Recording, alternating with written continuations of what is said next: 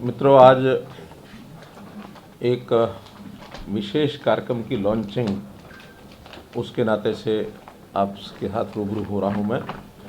आपको जैसे मालूम है, हमने एक कार्यक्रम शुरू किया था, परिवार पहचान पत्र, जिसकी सर्वदूर उत्सुकता भी है, जानकारियां भी लोग ले रहे हैं, जिनको पता लग रहा है उसकी सराहना भी कर रहे हैं कि हरियाणा के हर परिवार का जो डाटा है वो हम योजनाओं को, लोगों के हित के लिए जो भी योजनाएं बनती हैं उन योजनाओं को बनाने के लिए उसका उपयोग करेंगे और हर किसी की आवश्यकताएं, हर किसी की आवश्यकताओं की पूर्ति के लिए सरकार योजनाएं बनाएगी और क्षमताओं का उपयोग कैसे किया जाए इसकी भी हम योजना बनाएंगे। प्रधानमंत्री जी ने ये कहा कि सबका साथ, सबका विकास, सबका विश्वास और सबका प्रयास, उसी के अंतर्गत ये सब योजनाएं हैं। तो अभी जो उसमें एक योजना जो हमने घोषित की है, मुख्यमंत्री अंत्योदय परिवार उत्थान योजना, उसका हेतु ये है कि अपने समाज के जो परिवार कम आय वर्ग के हैं, जिनको हम सामान्यतः भाषा बोलते हैं वो गरीबी रेखा के नीचे हैं, ऐसे परिवारों की आय के साधन कैसे बढ़ाए जाए। क्योंकि नौकरियों के बारे में हमको सबको विदित है कि हर किसी को नौकरी उपलब्ध कराना ये शायद कठिन काम होता है। उसमें जो सिस्टम से आएंगे उनको नौकरी मिलेगी, लेकिन जो रह जाते हैं उनको भी परिवार में कम से कम इतनी आय अवश्य हो जाए कि वो अपना जीवन यापन ठीक से कर सकें। हमने जो सर्वे कराया है उस सर्वे में 50,000 रुपया वार्षिक आय से भी नीचे के परिवार हैं, 1 लाख रुपया वार्षिक आय के भी नीचे के परिवार हैं। अभी 2 ही श्रेणियां हैं जिनको हमने अपने इस टारगेट में लिया है कि 1 लाख रुपए तक की आय के जो परिवार हैं उनको अवसर दिला करके कम से कम उनकी आय डबल हो जाए। 50,000 से नीचे के कोई 38,000 परिवार हैं, उनको 1 लाख तक कैसे पहुंचाया जाए, और 1 लाख से नीचे के हैं उनको 2 लाख तक कैसे पहुंचाया जाए। अर्थात हमारा जो 1,80,000 रुपये का ऑर्बिट है उससे पार किया जाए, बाहर किया जाए। उनको हम फिर बीपीएल ना कह करके उनको उससे ऊपर की लाइन पर ले जाएंगे। तो इसमें विभिन्न बैठकें हमारी हुई हैं, विभागों के साथ जो योजनाएं चल रही हैं उसकी समीक्षा की गई है, कितना लाभ लोग ले रहे हैं। लेकिन ध्यान में आया कि लोग लाभ नहीं ले पा रहे हैं, या तो उनको जानकारी नहीं मिलती या उनको उन योजनाओं को लेने में कठिनाई आती है। ऐसे ही बहुत स्कीम्स ऐसी हैं जो बैंकों से लोन भी लिए जा सकते हैं अपने व्यवसाय को बढ़ाने के लिए, वहाँ भी कुछ कठिनाइयाँ उनको आती हैं। तो हमने एक कंबाइंड एफर्ट, चाहे बैंक हैं, चाहे फाइनेंशियल यानी सर्विसेज देने वाले और संस्थान हैं, या हरियाणा की सरकार की स्कीमें हैं, केंद्र सरकार की स्कीमें हैं, या फिर व्यक्ति अपनी योजना से भी कोई नया काम करना चाहता है, उसका अपना अनुभव है, एक्सपीरियंस है, ट्रेनिंग है, कोई भी काम वो करे उसको कोई रिसोर्सेज की कठिनाई उसको ना आए। तो ऐसा एक सामूहिक प्रयास करने के बाद ऐसे सब लोगों को हम इनवाइट कर रहे हैं। उनकी सूचियां बन चुकी हैं। लगभग 1 लाख तक के जो परिवार जिनकी आय कम है उसमें हमारे पोर्टल के हिसाब से तो 3.25 लाख परिवार ऐसे हैं, लेकिन हम अभी 1.5 लाख परिवार उनमें से बुला करके और व्यक्तिगत उनका जानकारियाँ उनसे लेना, उनका इंटरव्यू लेना, कौन सी वो व्यवस्था का यानी योजना का लाभ उठाना चाहते हैं, कोई उनकी अपनी स्कीम है। तो पहले चरण में ये काम हमारा कल 29 तारीख से शुरू हो रहा है और 25 दिसंबर अटल जी का जन्मदिन होता है, सुशासन दिवस, उस दिन तक फील्ड में हर ब्लॉक लेवल पर कैंप्स लगेंगे और उन कैंप्स में उनको सबको सूचना दे करके बुलाया जाएगा। यहाँ कम्युनिकेशन सिस्टम से सीधी जानकारी भी उनको दी जाएगी और जिला स्तर पर या ब्लॉक स्तर पर जो नोडल अधिकारी हैं वो भी उनको जानकारी देंगे। एक स्थान पर सब लोग आएंगे प्रातःकाल 10 बजे से लेकर के सायंकाल 5 बजे तक, या जिन लोगों को बुलाया है उनके सबके जब तक इंटरव्यू नहीं होते तब तक वो कार्यक्रम चलेगा। पहले चरण में अभी 3 दिन के कार्यक्रम, कुल 24 ब्लॉक्स में ऐसा हमने एक शेड्यूल ये जारी किया है। 24 स्थान हैं, लेकिन उसमें किसी किसी स्थान पर 2 दिन, किसी स्थान पर 3 दिन भी, जहाँ की संख्या ज़्यादा है, क्योंकि एक दिन 500-600 लोगों से ज़्यादा वहाँ उस मेले में बुलाएंगे तो अव्यवस्था होगी। तो जहाँ संख्या ज़्यादा है वहाँ 3 दिन, 2 दिन में पूरे तो 2 दिन, और जहाँ कम संख्या है 1 दिन में उन ब्लॉक्स में इसको लगातार चला करके पूरा करेंगे। तो ऐसे 24 स्थानों का शेड्यूल ये आपको जारी कर दिया गया है। तो उस हिसाब से उन स्थानों का हमने चयन किया है। स्थान 24 जो हैं, कोशिश की है कि हर ज़िले में कम से कम एक ज़रूर हो जाए। अम्बाला कैंट है, भिवानी, फिर फरीदाबाद कॉरपोरेशन है, फतेहाबाद एमसी है, जाखल, फिर फर्रुखानगर, गुरुग्राम, सिसाई, हांसी और बास, झज्जर, जींद, कैथल, कुंजपुरा, थानेसर, नारनौल, नूंह, पलवल, कालका, पानीपत, बावल, रोहतक, सिरसा, गोहाना, बिलासपुर। तो ये कुछ स्थान हैं जहाँ पर ये सारे कार्यक्रम किए जाएंगे। इन स्थानों पर नोडल अधिकारी बना दिए गए हैं। एक प्रदेश स्तर का कोई भी IAS, IPS, IFS ऐसा अधिकारी वहाँ जाएगा। एक बार जिला स्तर पर भी नोडल अधिकारी DCs ने तय करके नाम भेजे हैं, वहाँ जिले में भी जो लोग हैं एक एक अधिकारी वो रहेगा। कुछ जो जनप्रतिनिधि हैं उनको भी सूचना हुई है, अपने अपने क्षेत्र में जो जनप्रतिनिधि भी जाना चाहे तो वो भी वहाँ जाएगा, दिन भर रहेगा। सोशल वर्कर, सोशल संस्थाएं जो इन कामों में सहयोग कर सकती हैं, ऐसी भी सूचना उनको दी गई है, वो भी ले जा करके कोई योजना में, क्योंकि जिस प्रकार के लोग आएंगे कई बार अपनी बात को ठीक से वो एक्सप्रेस नहीं कर पाते हैं, पढ़ाई लिखाई भी कम है, उनको योजनाओं का पता भी नहीं है। तो ऐसी सारी योजनाओं की सहायता करने के लिए इस प्रकार के सब लोग वहाँ उपस्थित रहेंगे। हमारी जो लोकल कमेटीज हमने बनाई हैं उनको भी सूचना दी गई है कि उनके लोग भी वहाँ उनके साथ रहें। अर्थात ये दिन भर एक मेला होगा।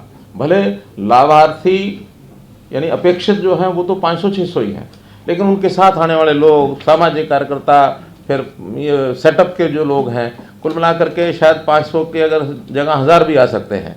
तो दिन भर वो एक मेला टाइप ये कार्यक्रम होगा।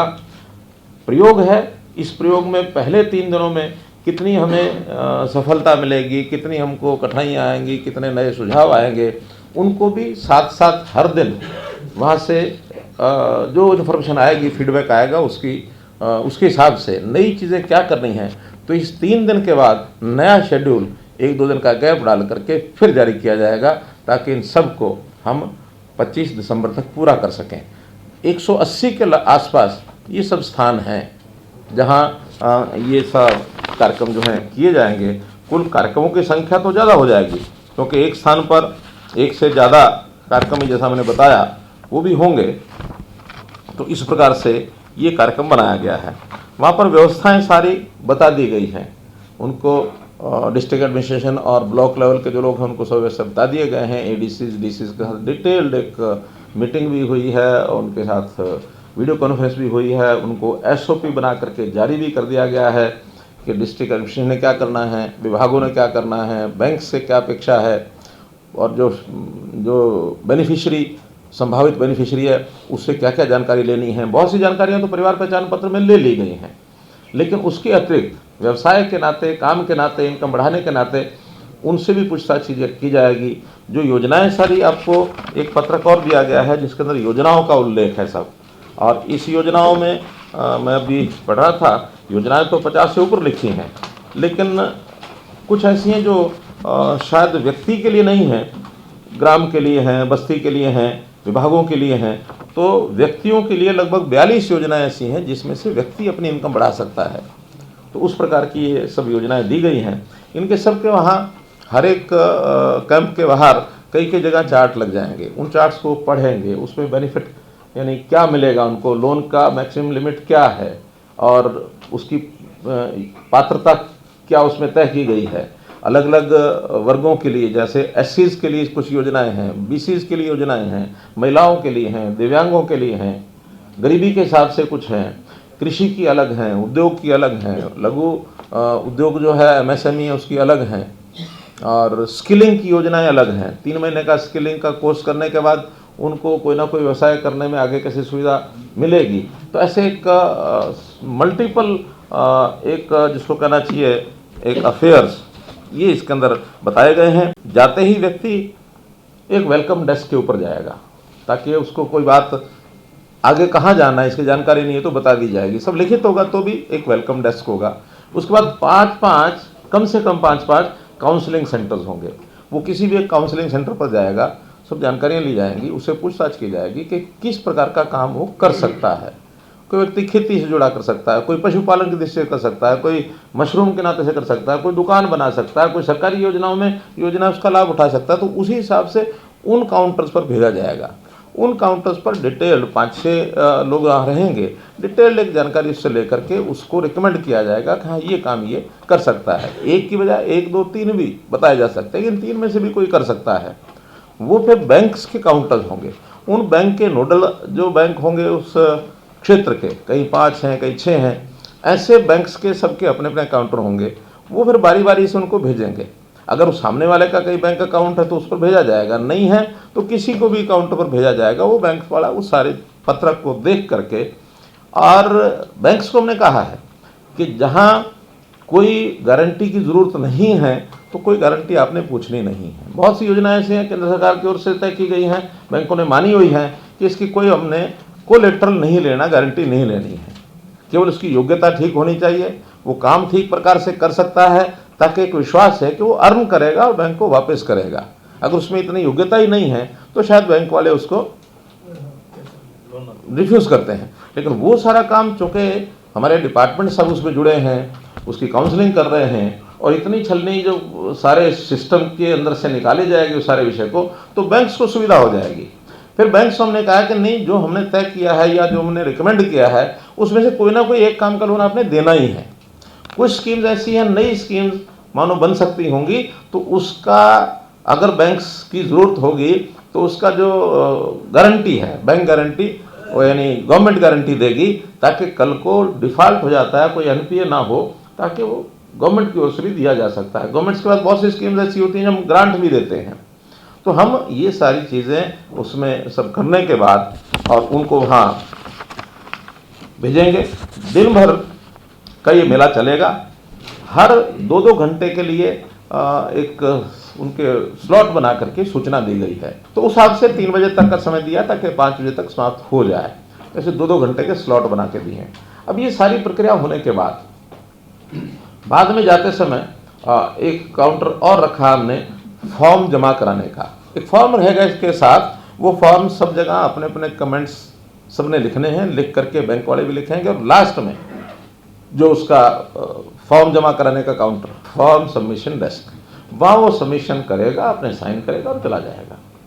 इन सब का विश्लेषण करने के बाद बैंक्स के लोग, कुछ उनकी फॉर्मेलिटी होती हैं, जैसे तो सिबिल, बैंक के लोग उसको चेक करते हैं कि क्या इस व्यक्ति ने पहले तो कोई लोन नहीं लिया हुआ, उसमें डिफ़ॉल्टर तो नहीं है, बड़ा डिफ़ॉल्टर भी हो सकता है, छोटा भी हो सकता है, वो तो जानकारियाँ बैंक के सिविल से सिस्टम से मिलेंगी, उसको वो चेक करेंगे। अगर उसमें कोई छोटा मोटा फॉल्ट है तो कल को सरकार को कोई योजना बनानी होगा, बनाएंगे। लेकिन ये सब अगले 10 दिन तक बैंक की प्रोसेस चला करके उसमें निर्णय लेकर के, जब ये 25 तारीख तक कंप्लीट हो जाएगा सब, तो जनवरी में इनके सबके सेकंड कैंप लगेंगे, और सेकंड कैंप में जिनके लोन सैंक्शन उनको लोन दे दिया जाएगा, जिनकी कठिनाई होगी उस कठिनाई को दूर करने की कोई स्कीम सरकार को बनानी होगी वो बनाएंगे, या कोई नई योजना अगले को देनी होगी। कोई मानो लगता है हमें भी इसको लोन देने की बजाय इसको तो कोई छोटा काम किसी प्राइवेट इंडस्ट्री के साथ ही लग करके काम कर सकता है, इसको सैलरी मिल जाए, या इसको अनपढ़ ही है, बिल्कुल मजदूरी का ही काम कर सकता है, तो मनरेगा का अंदर काम उसको दिलाया जा सकता है। तो बैंकों के अंदर कोई डिफ़ॉल्ट इस प्रकार का मिलता तो उनको बिना लोन के भी उनकी इनकम कैसे बढ़ सकती है, इसकी योजना बनाई जाएगी। लेकिन जनवरी में इन सबको लोन दे दिए जाएंगे। तो इस सारे चरण में अभी 1.5 लाख परिवारों को बुलाया गया है। 1 लाख परिवारों को सहायता ज़रूर हो जाए, मानो 50,000 का एक छोड़ भी दे इस प्रकार के लोगों का जिनकी सहायता नहीं हो पाएगी, तो 1 लाख का ये पहला टारगेट इस 2 महीने के चरण में पूरा करेंगे, और उसके बाद फिर सेकंड फेज में बाकी जो लोग बचे उनको लिया जाएगा।